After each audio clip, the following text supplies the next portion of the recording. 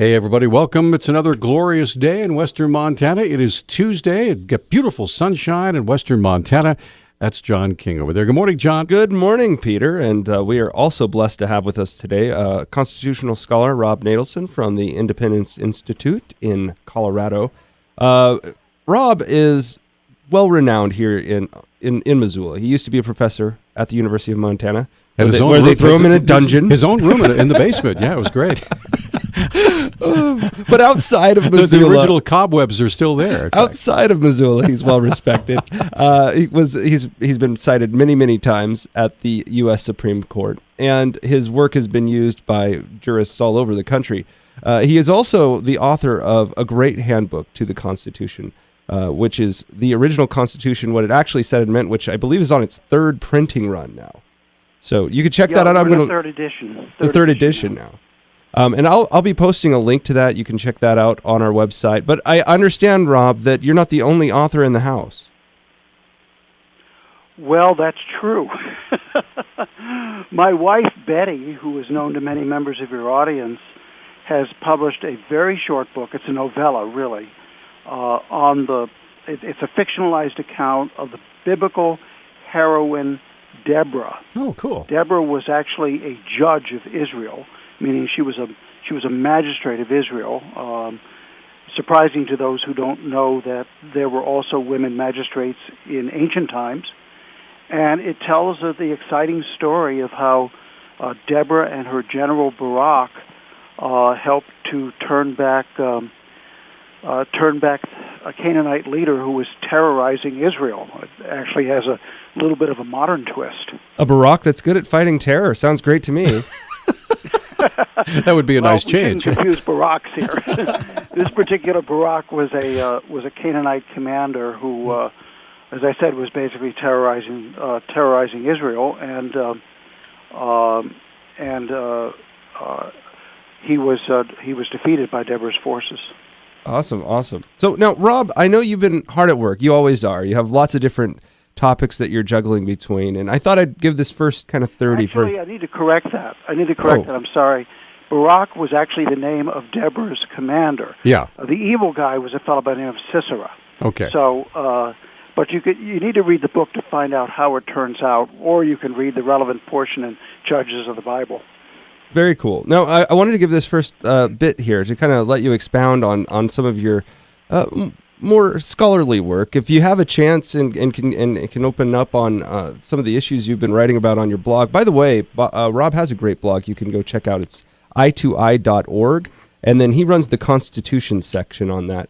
And you can find out oftentimes what we'll be talking about on the show a little bit in advance, because you get to kind of follow your own lead on what you write about, don't you, Rob? Yeah, I do. It's wonderful, the freedom that I'm given here. Now, one of the things that you had brought up to me the other day that you wanted to bring up was an article you had written kind of going into the history of the Article 5 opposition. Oh, yeah. This is kind of an ironic twist, and we've discussed it a number of times on this show. Article 5 is the article in the Constitution that allows the Constitution to be amended. And there are several ways of triggering amendments, but one of the mechanisms by which an amendment is proposed by a task force representing the state legislatures called a convention for proposing amendments, that particular mechanism has not been used. The founders inserted it in the Constitution as a way for the people through the states to rein in federal unreaching. And so over the past 50 years or so, when faced with an overreaching federal government, conservatives and moderates have repeatedly proposed the use of this procedure in order to enact restraining amendments on Congress. And what has happened, and this is surprising to some, is that there are some small, very deeply conservative groups who oppose this procedure, claiming that it could lead to a complete constitutional rewrite. Well, I was interested in finding out where the arguments that these deeply conservative groups use originated. Where do they come from? And the answer is they actually came from liberals. The arguments that you hear that a convention for proposing amendments is a constitutional convention, or it could run away, or it could, or Congress could manipulate it. Those were all arguments that were injected into American political discourse in the middle of the 20th century by a group of liberal politicians and academics and activists who were interested in disabling this process so that the states could not use it to rein in the federal government. It was a brilliant ploy, don't you think? It's really one of the ironies of history. Wasn't it kind of a brilliant ploy on their behalf, though? It was absolutely brilliant. It was absolutely brilliant. And who are the people I'm talking about? Well, there were academics like a famous liberal law professor named Charles Black of Yale Law School, or someone who's still around, Larry Tribe of the Harvard Law School, or people around the Kennedys. In particular, Robert Kennedy was in the Senate at the time that they wanted to beat back some proposed conservative amendments, and so people around the Kennedys publicized in the scholarly and mostly in the popular literature this claim that, gee, if we had an amendments convention, it could be a constitutional convention and would run away. Now, I'm talking about people like Theodore Sorensen, who was a speechwriter for the Kennedys, or Arthur Goldberg, who was John Kennedy's Secretary of Labor and whom John Kennedy later put on the Supreme Court. And so they injected this into the discourse. Well, these deeply conservative groups swallowed the disinformation hook, line, and sinker, and they ran with it. Let me ask you. For years, whatever a conservative proposed using the amendment process to correct something that Congress is done. These groups would then do the liberals' handiwork for them, and argue that the amendment process shouldn't be used. So it was really, as I said, quite a story. Were these professors and politicians? It sounds like you're kind of making the case there was kind of an intelligentsia cabal. That they all got together and worked out this plan. Was it like that, or were they just independently trying to? I don't know. I mean, some of the people who were involved in injecting into the discourse claims that this was a constitutional convention, it could run away and so forth. Some of them were fairly closely associated with each other. As I mentioned, Robert Kennedy was in the Senate. His speechwriter, Theodore Sorensen, was active in promoting this particular claim. Arthur Goldberg, close to the Kennedy clan, was active in promoting it. Richard Rovere of the New Yorker, who was a little further out, he wasn't really as much part of the Kennedy circle, but he was kind of a Kennedy admirer and eulogist. He also picked it up. So how much active discussion there was among these folks, I don't know. Now, Robert, it could have been a matter of one person following another person's lead. We're up against a break, and so if you wouldn't mind, when we come back, arguments like these that you have talked about wouldn't be so effective if they didn't have a little bit of a grain of truth in them. So perhaps you could dissect that for us and find out where the truth separates from the lies in these arguments when we come back. Can we do that? Sure. All right, we'll be right back. Rob Natelson joining us this morning from the Independence Institute in Denver, Colorado. We have two lines open, which we'll start taking calls with Rob here in a few minutes. 721-1290. And we're back on Talkback, 721-1290. Gorgeous day in western Montana. It's even better now because we have Rob Natelson joining us on the phone from the Independence Institute. Now, Rob, you were just talking about how a group of intellectuals, professors, liberals who thought out some ways to try to derail the whole nomination process or a convention nominating process. And I asked you if those arguments wouldn't be quite so persuasive if they didn't have a little bit of a grain of truth in them. So what can you tell me about just separating the truth from the lie in each of these arguments? Well, let's clarify what we're talking about for folks who might have tuned in. Yes, sir.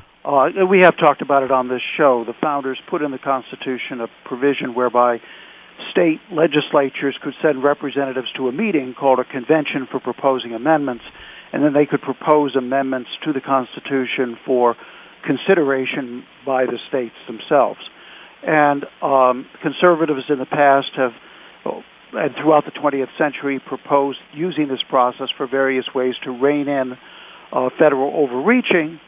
And while in recent years most of the opposition has come from some very deeply conservative groups, I mentioned in this study that I recently posted on our blog that their arguments virtually all come from arguments that were originated by liberals in the middle of the 20th century, and I document that in very great detail.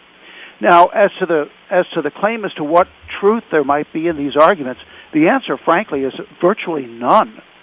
The claim that a convention for proposing amendments is a constitutional convention, that actually dates to the early 20th century. These liberals didn't make that up; they just publicized it. During the campaign for direct election of senators, some opponents said a convention for proposing amendments could be a constitutional convention, but that charge really didn't stick until the 20th century. Then the claim that a convention, an amendments convention can run away or exceed its commission, or that Congress could manipulate it, that stuff is all most of it is new. Again, with the middle of the 20th century, the idea that Congress could manipulate the convention, I can actually trace a precise origin to that. It originated in an article written in 1970. Well, actually, it originated in a bill introduced in the 1960s in Congress, and then publicized in an article written by Charles Black of the Yale Law School in 1972. So this was all pretty much new stuff. It just kind of made up, and it was injected into the political discourse with tremendous effect. I mean, I follow the news nationally, and the news media are still referring to a convention for proposing amendments as a constitutional convention, apparently unaware that is a misnomer that was publicized by opponents to the process. Well, I wanted to ask you about you had mentioned that there were a bunch of people involved, both politicians and professors, speechwriters, etc., that got involved in this package. But one of the things that I wanted to get clear was it just to preserve liberal principles or progressive principles in general, or was there a particular topic that they were trying to protect? They were trying to protect the federal government from being trimmed in any way. And there were a number of different amendments proposed, and they used the same technique over and over again. For example, in 1939, conservatives started proposing an amendment that would repeal the income tax. And Representative Wright Patman of Texas, this is unusual for Texas, but at the time, but a very liberal Democrat, described the measure to repeal the income tax as fascist, and that the convention procedure would result in a situation where the Bill of Rights could be repealed. I mean, it was just kind of nonsense. It's hard for me to imagine a world where... Later on, there were amendments that were proposed by the Council of State Governments in order to overrule a Supreme Court decision and otherwise to curtail Supreme Court power in a certain way. And that was attacked using exactly the same mechanisms or same arguments. A little later, conservatives proposed, and moderates proposed a balanced budget amendment. And the same arguments were used. That's when Professor Larry Tribe of the Harvard Law School weighed in with the same sorts of claims that an amendments convention could lead to disaster. The term disaster was actually used by the Yale law professor as describing what might happen if a conservative amendment were passed. So these were reactions to campaigns. There were campaigns out there from people who said, look, federal debt has gone too far, federal overreaching has gone too far, the Supreme Court's become too activist. Let's do what the founders recommended we do, pass a constitutional amendment to correct it. And that's when these counter-arguments were injected by opponents of the amendments in the 1950s, but mostly in the 60s and 70s. Wow. It's crazy that we could go back just 50 years, and there was a Texas senator saying that lowering taxes or decreasing the federal government's power to tax was fascist. Well, it's actually Representative Wright Patman. He wasn't known for his temperate rhetoric. I mean, he was quite over the top, and if he didn't like something, I guess it was fascist. Okay. But there are people, as you know, today who use the same kind of language. Or racist, I think, is the term that you usually throw around now. Is the choice du jour.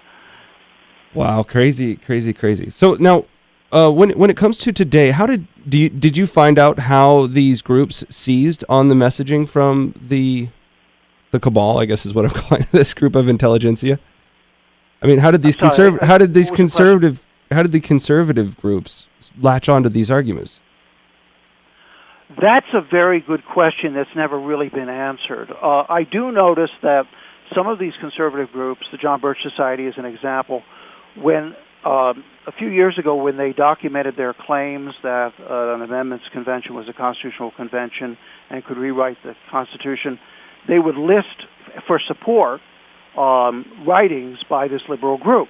So they would list Arthur Goldberg, or they would list Warren Burger, a former Supreme Court justice who was trying to protect Roe versus Wade from being overturned. So a circular argument, or they would list Larry Tribe. Eagle Forum, another one of these conservative groups, distributes supposedly unanswerable questions about the convention process to legislators. Virtually all those questions come from a list that was published in 1979 by Professor Tribe, again a liberal professor at the Harvard Law School, closely allied with the Kennedy family. Wow. And so I don't know exactly what induced them to say, hey, look, let's go borrow all these liberal arguments, but where they got them from is absolutely certain. All right. They got them from people on the left. We are up against a break. 721-1290 is our number. Rob Natelson, our guest from the Independence Institute in Denver, Colorado. We do have two lines open. If you have a question or a comment for Rob, we're going to start taking calls for him. We have some specific questions for Rob about, there's been so much said about the religious liberty laws in Indiana that have just caused such a furor with a certain very splinter, marginal, tiny groups that have just caused an amazing uproar.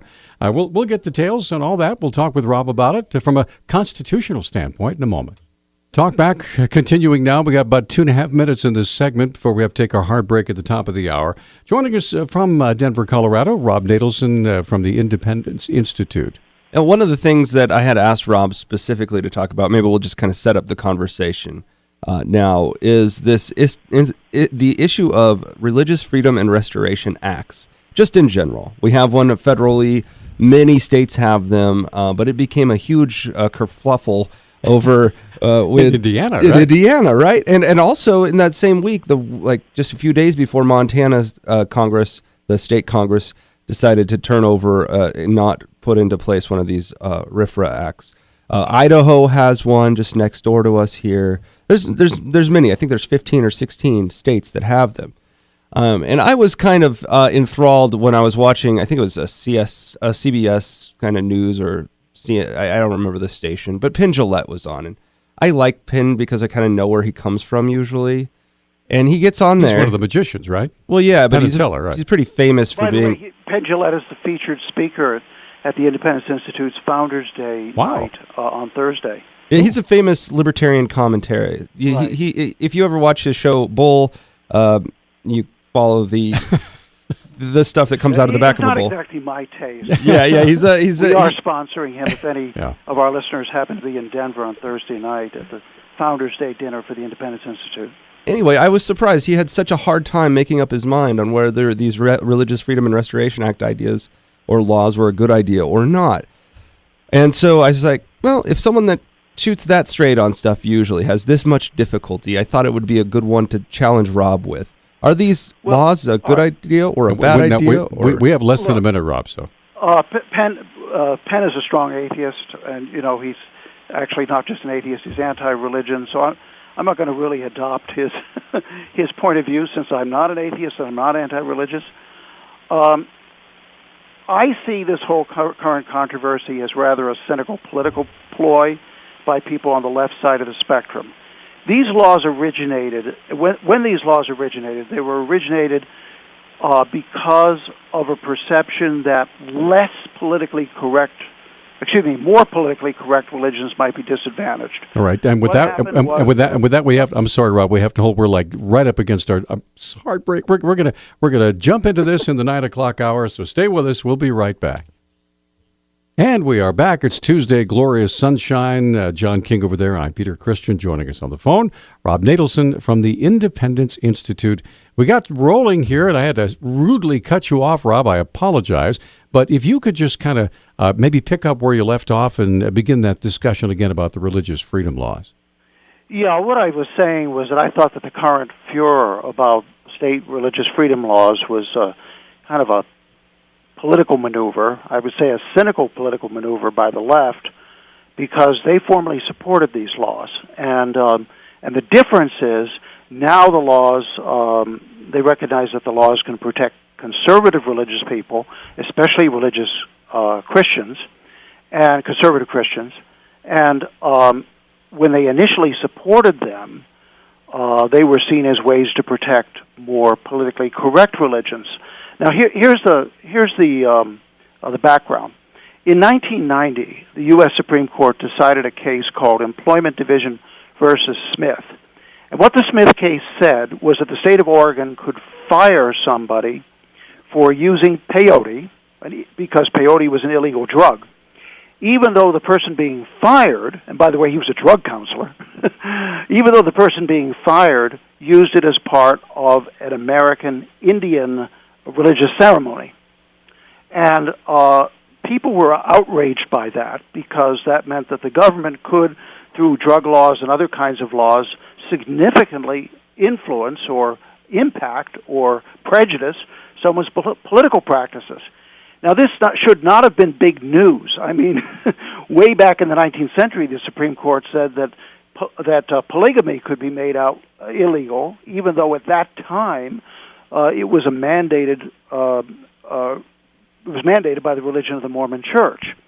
But that's what the Supreme Court said in 1990. Well, as I mentioned, people were outraged, and a very broad bipartisan coalition passed in Congress, and President Clinton signed a measure called the Religious Freedom Restoration Act.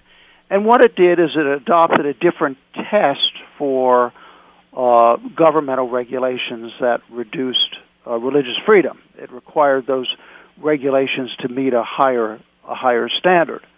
When the Supreme Court decided that the part of the law that applied to state and local regulations was unconstitutional, then states started to get in the business of passing their own laws. And again, they were uncontroversial, as long as people thought, especially the left thought, that mostly what we're doing is protecting Native American religions or New Age religions or whatever. But when the current aggressive political movement on behalf of homosexuals began, religious Christians began to invoke the same laws, and some states started to pass laws that would, again, protect everybody, but were also motivated by the attack on religious Christians.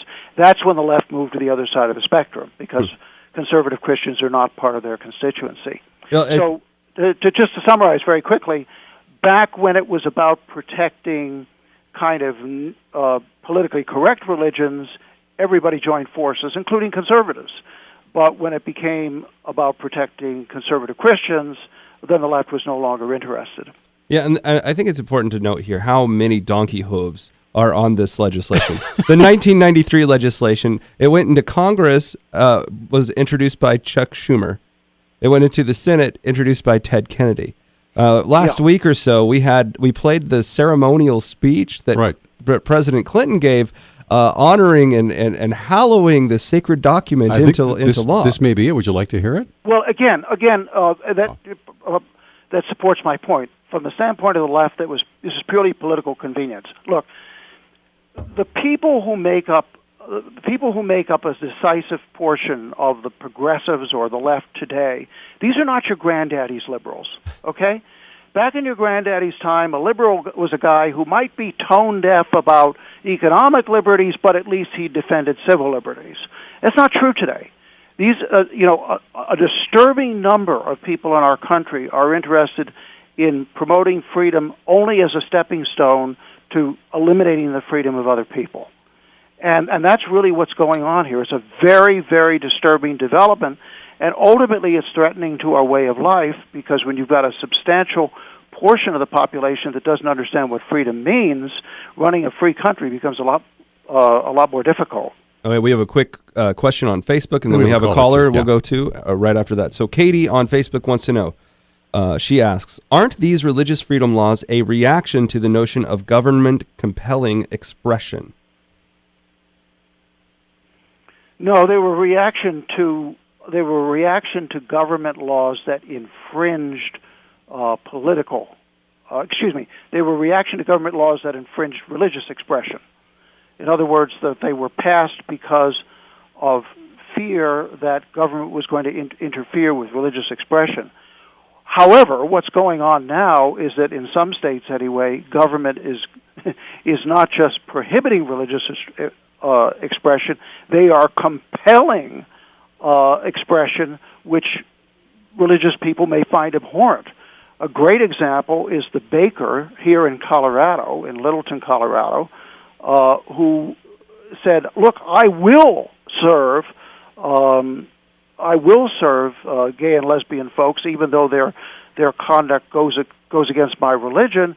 But I'm not going to make a wedding cake for them, because then I've got my own hands dirty in a practice that I consider religiously abhorrent." Well, this guy was hauled up on state civil rights charges, which he's still fighting. Right. I mean, so the Religious Freedom Restoration Acts originally were just about laws that prevented people from engaging in certain ceremonies.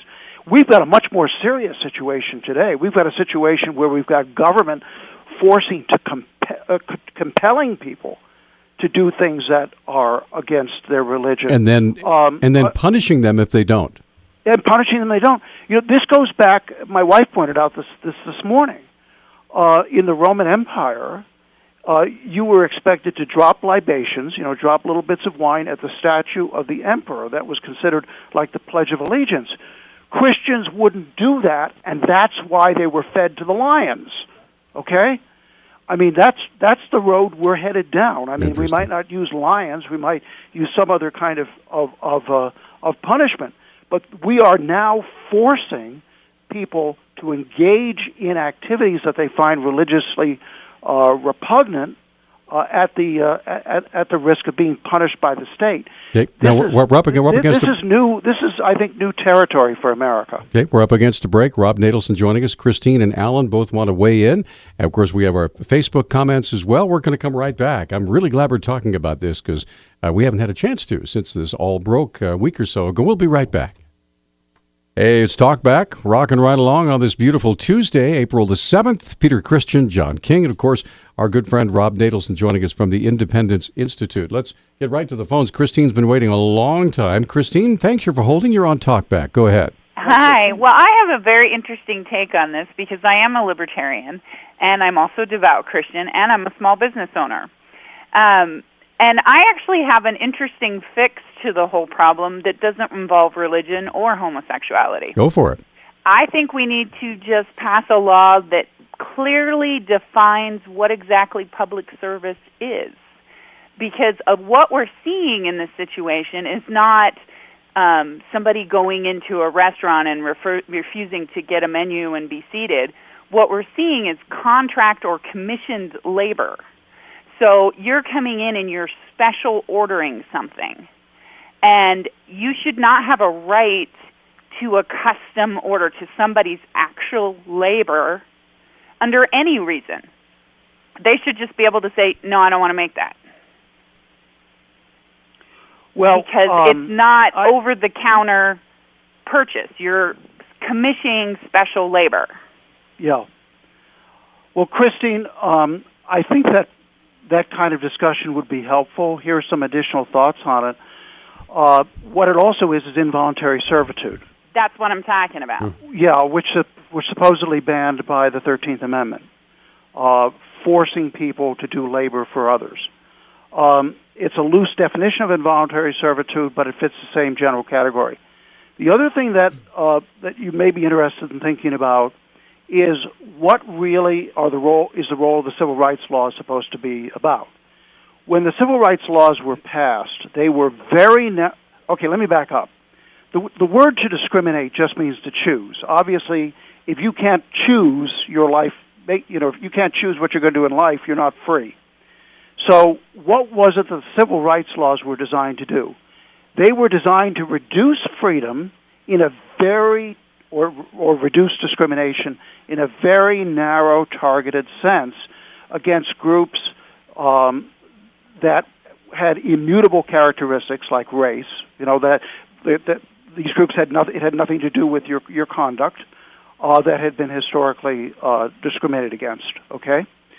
Over the years, what has happened is that various other kinds of interest groups have organized and demanded to be added to the civil rights laws.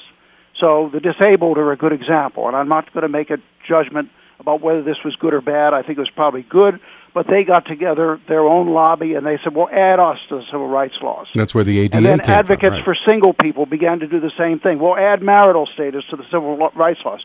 And gradually, laws that were originally very narrowly tailored and didn't reduce freedom very much became laws that reduced freedom across a vast sphere. And it was inevitable that they would begin to conflict with people's deeply held religious beliefs. I think we need to take a step back and ask ourselves not just what is or isn't public service, but also, do we really want every pressure group in the country given special protection by a civil rights law? Oh, right. Well, here's a great example. I own an accounting firm, and I was approached by what was the Fox Club at one time, and they asked me if I would do their payroll. And being a Christian and believing that pornography is wrong, I had no desire to do business with their business, and I just said, I declined to take that job. And having a discussion with a progressive who was saying, that these businesses should be forced to take these jobs, I said, well, what about that situation? Should the government have come in and forced me to do payroll for the Fox Club? And he said, yes. Right. That if I was going to be in business, I have to take every job. And I said, well, what about my husband, who is a contractor, who has turned down jobs just because the guy was a jerk and he didn't want to work with him? Should the government come in and say, you have to work for a jerk? I don't know if that's jerk as being a protected class quite yet. Peter has to deal with this issue every morning when he gets in on why I walk into work. Stop it. Hey, Christine, we got to let you go. Thank you. Okay. So go ahead, Rob. Christine identifies something here, because one of the arguments of the left is if you hold yourself out as an accountant or you hold yourself out as a bakery owner or whatever, then you have to serve. Everybody. The effect of what they're saying is that people who subscribe to certain religious beliefs are disqualified from certain professions. That a conservative Christian, for example, can no longer be an accountant. A conservative Christian can no longer be in business. Right. They're creating a situation with active discrimination against religion and, in effect, the reestablishment of their own secular faith as the state religion. All right, we're up against a break, and Alan and Eric are both waiting to visit with you. We're coming right back with more Talkback. I'm sure we're probably going to be getting some Facebook comments as well. Yes. Our guest on the phone, Rob Natelson from the Independence Institute. We're discussing the Indiana religious freedom laws, and we'll be right back. Hey, it's a gorgeous day in western Montana. We've got great stuff going on. Talkback this morning. Rob Natelson joining us here on the phone from Denver, Colorado, the Independence Institute. Go, John. And our phones are locked up. Now, Zachary has a point. A furtherance, I guess you could say, of the talk that you had with Christine a second ago, Rob. He says, the RFRA is framed as a First Amendment issue. What role, if any, does the 13th Amendment, involuntary servitude, which you did talk about, or contract clause, the right not to contract, play into this issue? Can you explain the contract clause a little bit for us, Rob? The contract clause applies only to the states. It's in Article 1, Section 10, and what it says is that no state shall pass a law that infringes the obligation of contracts. And it's basically targeted at state laws which retroactively alter contracts that are already made. The contract clause has also been reduced in force by the U.S. Supreme Court. So, except in a few narrow cases, it doesn't really have much effect, and it's not really applicable here.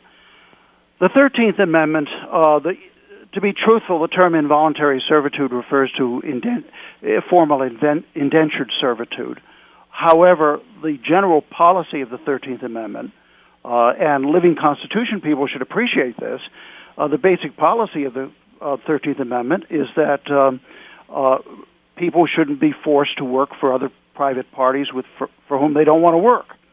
And that's really what is happening now in some parts of the country when, for example, a baker here in Colorado is brought up on charges because he refused to be a participant in an activity he viewed as immoral. Now, let me ask you this, Rob, and again, this is just a what if. What if that particular baker, who obviously knows most of the other bakers in town, when these individuals come in and ask for either a gay wedding cake or lesbian wedding cake or whatever it might be, say, you know what, I can't help you because of my religious beliefs. But I have a list here of my fellow bakers in town, one's just right down the street, that would be happy to fulfill your needs. I'll be happy to set you up, introduce you. I mean, would that be something that would assuage the anger and the outrage? No. I believe this baker did that. I think that the clear agenda here is to grind down conservative people of faith. And I think that is all that they would be satisfied with. Okay. Again, we're not dealing for the most part with, as I mentioned, your granddaddy's liberals who were always open, like Ronald Reagan and Tip O'Neill. Tip O'Neill was one of your granddaddy's liberals. They could sit down and make a deal. We're dealing with a strain, a fairly recent strain of American life that is distinctly totalitarian. What they want to do is to simply grind their opposition into dust. It sounds almost fascist. Yeah. You got it. Anyway, well, it is fascist. There's a book out there called Liberal Fascism, and the basic gist of it is that while liberalism is not exactly fascism, there are certain common threads that were borrowed from early 20th century fascism. All right. Franklin Roosevelt, this is going to be controversial, but it's historically accurate. Franklin Roosevelt, for example, was an admirer of Benito Mussolini early in Mussolini's career. So there are some distinct threads there. However, again, 40 years ago, liberals did by and large, while some of their ideology had fascist roots, they did by and large understand that there were limits beyond which government should not go, civil liberties. Sure. The current crop isn't like that. As I said, we're dealing with kind of a totalitarian strain that has infected our society. Okay, let's get back to the phones. Alan, you're on Talk Back with Rob Natelson. Go ahead. Yeah, good morning, Rob. Hi, Alan. I had called in to talk about the 13th Amendment, but we've ground it up pretty good. But there is something in the 13th Amendment that appears for the first time in the amendments. The Section 2 says Congress shall have power to enforce this article by appropriate legislation. This is the first time that it showed up in an amendment, and it shows up many times again. Why was that put in this 13th Amendment? Well, the 13th Amendment was passed in order to abolish slavery and also to abolish slavery-like institutions. And after slavery was abolished, the Congress foresaw accurately that some of the southern states might seek to reinstate slavery by a different method. So maybe adopting something like the Chinese peonage system, and so they or coolie system, and so they put that in the 13th Amendment in order to give Congress the flexibility to respond to efforts to reestablish slavery or something like it under a different name. So what you're saying is Congress has some authority here to step in this particular situation if they choose to. And Congress has, in fact, exercised that authority. For example, and they've exercised it quite broadly, certain civil rights laws have been upheld under the 13th Amendment as eliminating what are called vestiges of slavery. So that particular section has been rather broadly construed. Whether it would be considered broad enough to support the federal Religious Freedom Restoration Act, I don't know. But as you pointed out, it's also in several subsequent amendments, including the 14th. And the 14th Amendment was passed partly under Congress's power to protect the rights of people from government discrimination under the 14th Amendment, Section 5 of the 14th Amendment. Very similar provision. Hey, Alan, thanks for the call. You bet. Appreciate it, sir. We're going to take a little break. Come right back. Eric is waiting. We have one line open, 721-1290. Rob Natelson joining us from the Independence Institute. Great conversation going on. We'd love to have you join in if you'd like. We also have... Go ahead, John. What? Well, I'll read it after the break. We got an article out of Colorado, so your home turf there, Rob. Apparently, you cannot have a cake maker write a anti-sodomy verse on a cake, even if you request it. But you can make them make a cake for your gay wedding. Yeah. It's a little bit of a disjunction there. Quite sure, but my head hurts. We'll be right back. KGVO, this is John. And we're back on Talkback, 721-1290, 1-800-568-5309.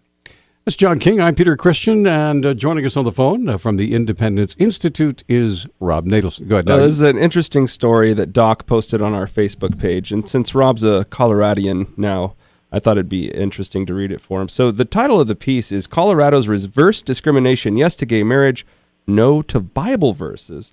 And here's some of the highlights, at least the intro here. In a bizarre new twist on the religious liberty front, Colorado officials have determined that bakeries must cater to proponents of gay marriage, but are not legally obligated to decorate cakes with Bible verses. Christian activist Bill Jack has denounced a decision by the Civil Rights Division of the Department of Regulatory Agencies, which found the Azucar Bakery in Denver not guilty of discrimination for refusing to bake a cake adorned with Bible quotes condemning sodomy. Sorry. I can't imagine asking for this. Now, hold on. What occasion would that cake be for? But never mind. Who knows? Last March, Jack went to the Azucar Bakery and requested 2 cakes to be decorated with biblical messages.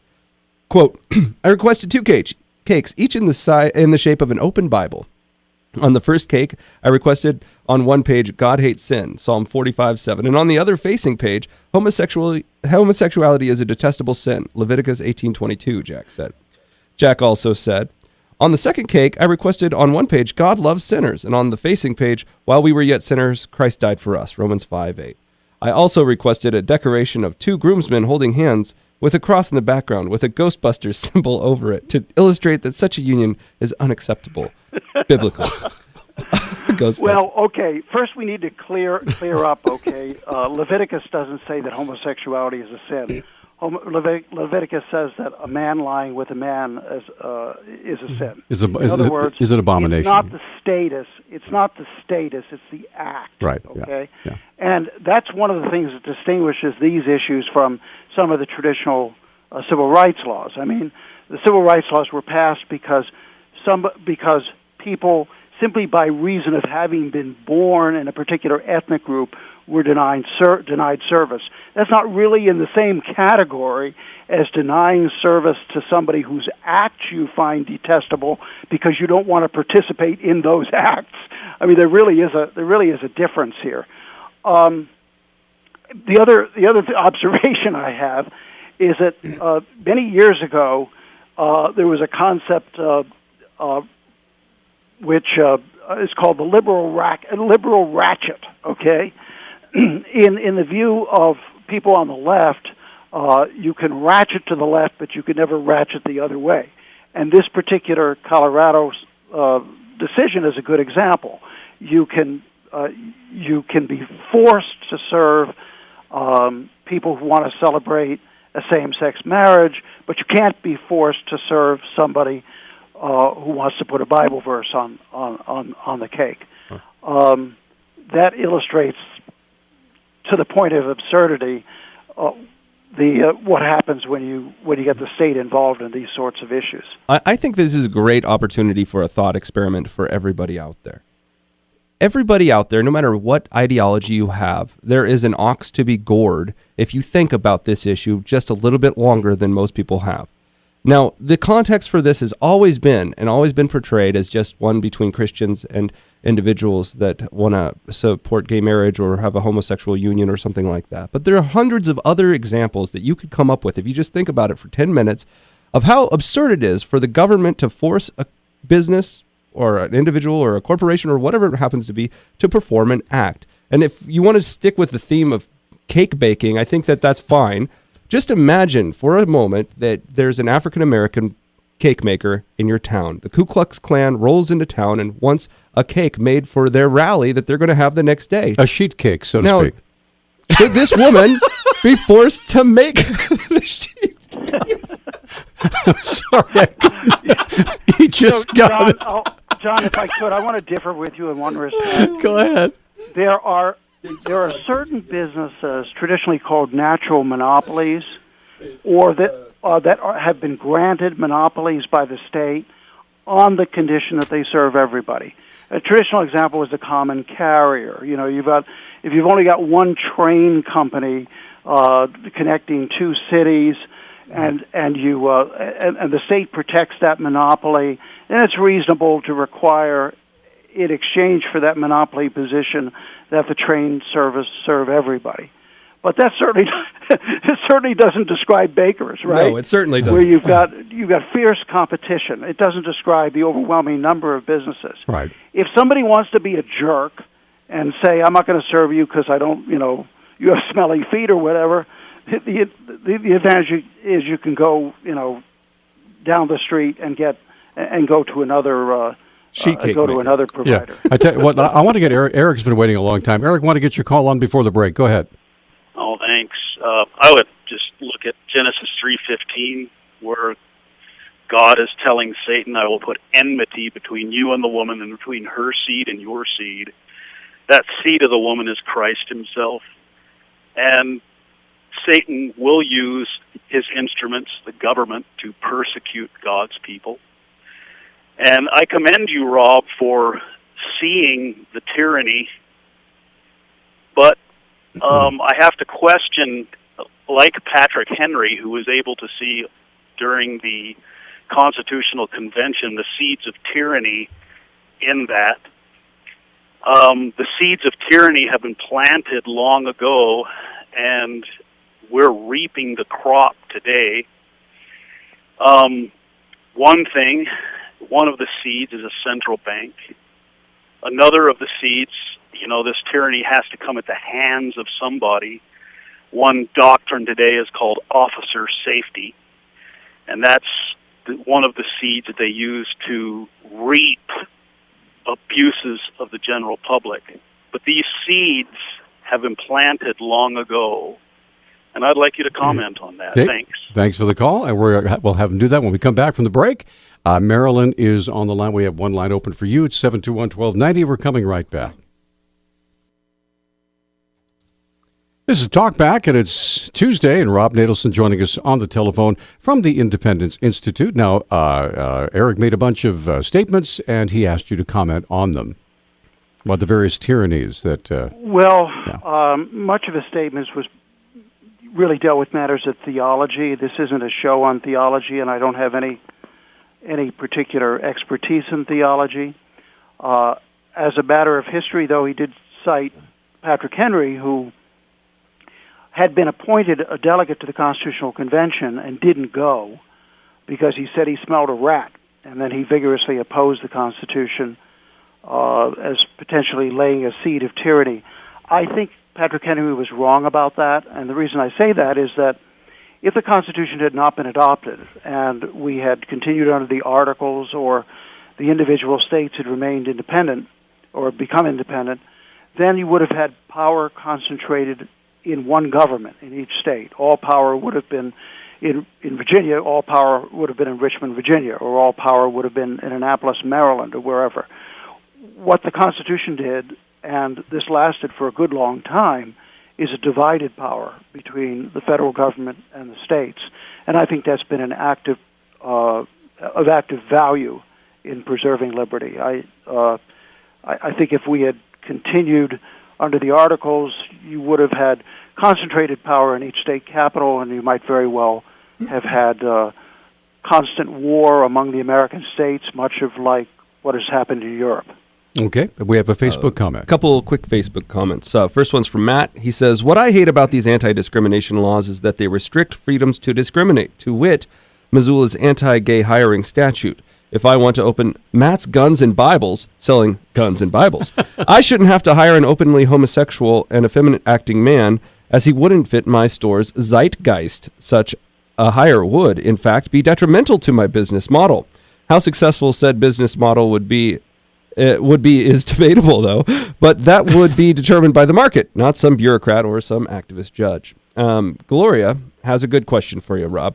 What is the name of Betty's book, and where can I buy one? It was mentioned early in the program. You can buy it on Amazon, and the name of the book is Battle Song. Battle Song. What a cool name. Betty Natelson. And soon to be a video game coming to a smartphone near you. And again, for those folks who tuned in, it is a retelling in novella form of the inspirational story of the biblical judge Deborah and her struggle against Canaanite tyranny and terrorism. Very cool. Battle Song. The Jews won this time. Wow. Sorry, they have a bad history of losing. About the comments you read about the market. Yeah. And it's really important. I mean, the word discriminate has been really used in a biased way. So let's just clarify what's going on here. The word discriminate technically simply means to choose. We talk about a man of discriminating tastes in a positive sense. And then the word can also have negative connotations or neutral connotations. Generally, we permit in our society people to discriminate. They decide who their friends are. They decide whom they're going to marry. They decide whom they're going to do business with. At least historically, they've been able to. And that system of freedom is part of the reason we've been so successful. What civil rights laws were originally targeted at was what is called invidious discrimination. That is a very narrow type of choice that is based solely upon immutable characteristics like that people were born with, like somebody's race, not necessarily how they conduct themselves. And that over the years what has happened is that different special interest groups have gotten themselves added on as categories. And the broader these laws become, the more they interfere with potentially legitimate choice, and the more they interfere with the system of freedom that's made us successful. So I certainly support civil rights laws to prohibit certain discriminatory acts based upon characteristics like race. But like everything else, you could have too much of a good thing, and I think that we've really gone wild here. Okay, let's get back to the phone and say good morning to Marilyn. Marilyn, you're on. Go ahead. Okay, thanks for doing the discrimination thing. That was something I was wanting to bring up too. But can you speak up a bit, Marilyn? I'm having trouble hearing you. Go ahead, Marilyn. Okay. And also thanks for using the word fascist and totalitarian. There seems to be a hesitation these days to call evil what it is. And I know for the past many years, there's been construction workers around the country who have decided they don't want to build abortion clinics, big 7-story ones going up in Houston and such. And with Obamacare, doctors will be forced to do abortions. So, I mean, it's all encompassed in all of this. And how about when they said that a judge could not be a Boy Scout? I mean, really? I mean, so it is totalitarian, and I'm really praying for people on the left that just are duped, that they'll open their eyes and realize what is going on. Okay. So, Marilyn, thanks for the kind Thank words. you. You're not going to find too many of those folks anymore. And I became aware of this when I was still in Montana, and I was one of the operators of a blog, and a controversy broke out that originated because the University of Montana was using public resources to promote or to publish a newsletter that was largely soft porn. And I said to my progressive participators, is there anything that you think the government can't do, or is there any waste of government resources so egregious that you would rule it out? And what I expected was something like, we really need those resources in order to help the poor, and and to establish equality of educational opportunity and so forth, those resources shouldn't be diverted to publishing softcore pornography. Well, that's what I expected the progressives to say. But what in fact they said was that they couldn't identify any limit. They were willing to go to the mat for any government program, any program of coercion that forwarded their particular agenda of power. And then I began to see this throughout the society. Let me just make one thing clear. Okay, I'm not on the radio today defending the rights of conservative Christians to refuse to participate in acts that they view as sinful because I'm a conservative Christian. In fact, I'm not a conservative Christian. I'm Jewish. But the fact is that freedom for some is freedom for all. I mean, we're all in this together, and if we don't stand up for each other's freedom, we'll lose it. Okay, we're going to come right back after this 1 minute timeout. And Dave, we'll get your call on. We have one line open. About 7.5 minutes left with Rob Natelson, so don't waste this time. If you have a question, call us. Hey, thanks for joining us on Talkback. 721-1290 is our number. We're rapidly coming to a close with our episode once a month with Rob Natelson. Let's get right back to the phone real quickly. And Dave has been waiting very patiently. Dave, you're on with Rob. Go ahead. Yes, can we expand this to religion against religion, like Catholics and Protestants? And you know, a lot of Protestants, especially in Ireland, believe that what Catholics do is Satanism. And can we use this to say that Protestant can't serve a Catholic because they disagree with their religious acts? Sure. I think if you want to be across the board, you have to say that a Protestant would have the right to choose not to serve a Catholic if they wanted to not do that. The issue of religion is a very, we're applying civil rights laws to religion is a difficult one, because religion is not quite like race, where it's the color of somebody's skin that he was born with. That's the basis of it. On the other hand, religion is not a purely acquired characteristic either. People tend to be born into particular religions. Particular religions tend to be closely affiliated in many cases with ethnic groups. But it's a tough one. And let me give you an example of how tough it can be. Someone, a Jew who is celebrating his son's bar mitzvah, comes to a conservative Christian and says, I want you to make a cake for my bar mitzvah, for my son's bar mitzvah. And the conservative Christian baker says, well, sir, I really can't do that because you're asking me to celebrate the initiation of a child into another religion, and I can't do that. Should that person be forced to do it? Or here's another example. Somebody comes to an Orthodox Jewish caterer and says, I want you to cater my son's confirmation ceremony, and we're going to serve pork on Saturday. Yeah, on Saturday. And so these are some of the very difficult issues that arise when you start taking anti-discrimination laws and applying them not just to characteristics that people are born with, but to acts that people do, or to voluntary type characteristics. Thanks for the call, Dave. Now, one quick thing here, real quick. There is a very large movement now that is including homosexuality in that group that you had just mentioned. In other words, born with a skin color, whatever.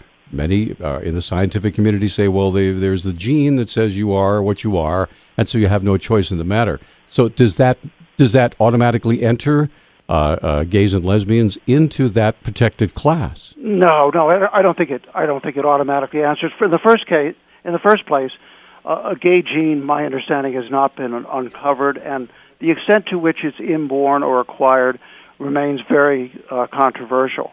Secondly, even if there were a particular gene that would dispose somebody to particular kinds of conduct, society can make the decision that those kinds of conduct are not acceptable, or at least that people shouldn't be forced to subsidize them.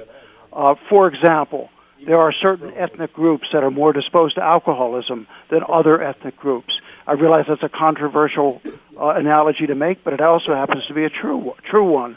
There are certain types of genes that dispose people to antisocial behavior, and yet we still hold people responsible for their choices. Now, I'm not a geneticist, and I'm not in a position to say which of those sides are particularly accurate. But I don't think anything on the issue has been proven. And I think one thing we've learned as a society is you don't make laws based upon unproved suppositions. Okay. Brian couldn't stay on the line, but he called in and wanted to note that the Blue Mountain Clinic ad that we run on our online feed demands that whoever works there be a pro-choice applicant. Yeah. If you could sort this real out, how much time do I have? We have a minute and a half. Minute and a half. Well, this will be quick, I hope. This is the conversation I think every American has when it comes to this issue. On one side, you have some advocates saying we should have freedom to disagree, freedom to offend in some cases when you're running a business. And it eventually will come back to, yes, but we had this freedom in the past, and it ended negatively. It ended in Jim Crow. It ended in people banning other people from their businesses simply because of their skin color. Where do you draw the line on the spectrum? Freedom didn't result in that. Jim Crow described state laws that were passed that mandated segregation, okay? The folks who passed the laws mandating segregation in the interest of social order, they are the direct ancestors of the people who are now mandating various rules that they want to impose upon religious dissenters. That's the connection. It's not freedom that's led to those kinds of problems. It's government coercion that has. Right. Rob, we're out of time. How can folks get in touch with you and get more of your views? Go check out the website at constitution.i2i.org, constitution. The letter I, the number 2, the letter I.org, and check out also my book on Amazon, The Original Constitution, What It Actually Said and Meant. Hey, Rob, thank you so much. Always a pleasure, sir. Thank you. Take care. All the best to you and your family. Now, what's coming up on tomorrow's fabulous program? Dr. Abraham Kim from the Mansfield Center will be on to talk about foreign policy in Asia, as well as lots of other stuff. Big energy conference coming up at the end of the month. That's right. Being sponsored by the Mansfield Center. And there's some controversy around that, too. So have a great day, everybody. We'll see you.